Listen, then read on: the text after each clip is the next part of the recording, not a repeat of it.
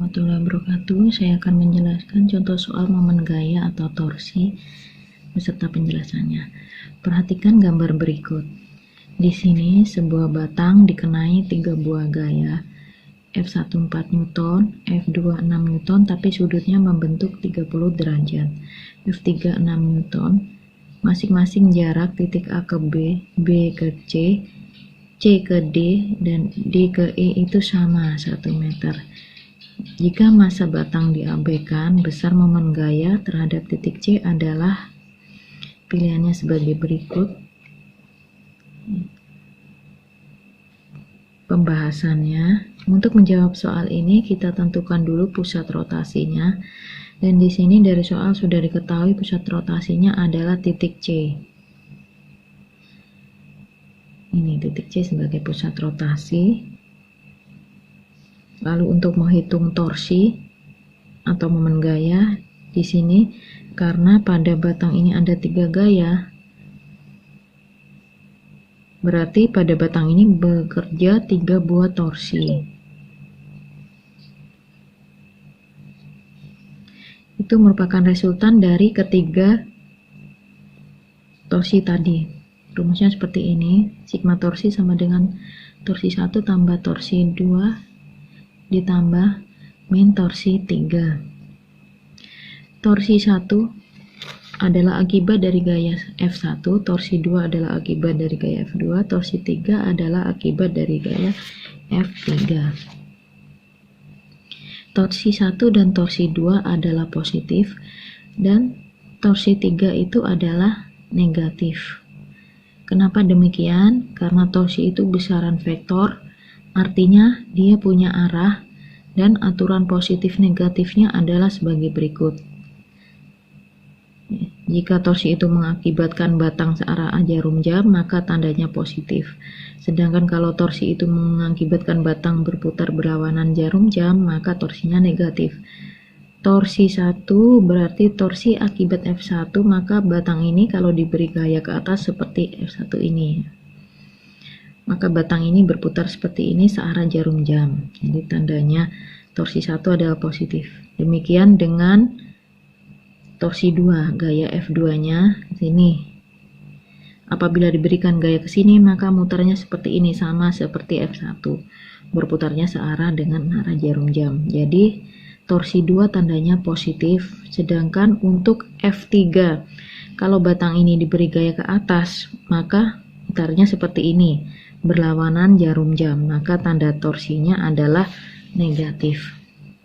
Kalau sudah seperti ini, baru kita uraikan torsi 1, torsi 2, dan torsi 3. Ini dengan rumus sigma torsi sama dengan F1 kali L1 tambah F2 kali L2 min F3 kali L3. Lalu tinggal kita masukkan angka-angkanya seperti ini. Sigma torsi sama dengan F1 sama dengan 4 Newton. L1-nya adalah lengannya dari F1 dari A ke sumbu rotasi. Karena AB 1 meter dan BC juga 1 meter, maka L1 sama dengan 1 meter ditambah 1 meter sama dengan 2 meter.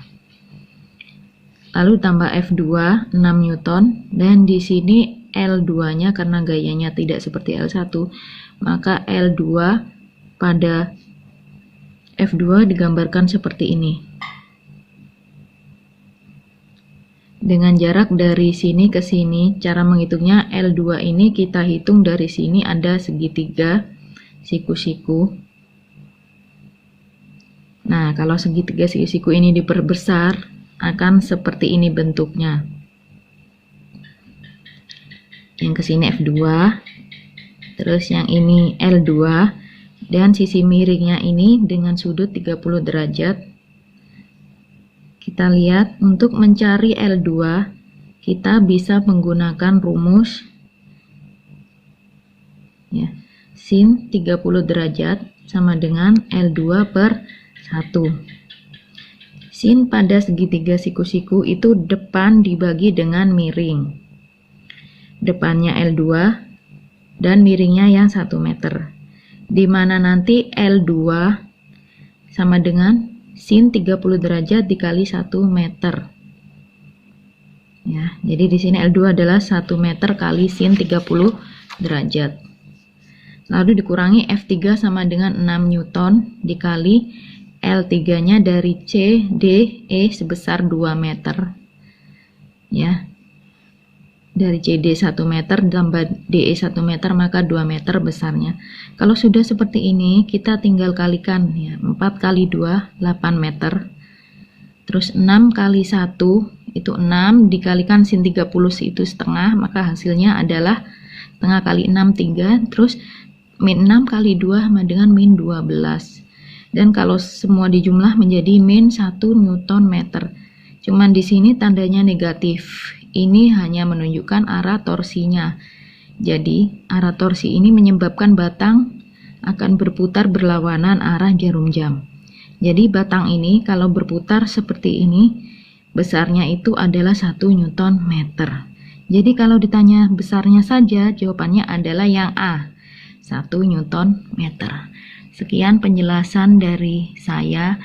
Terima kasih. Waalaikumsalam warahmatullahi wabarakatuh.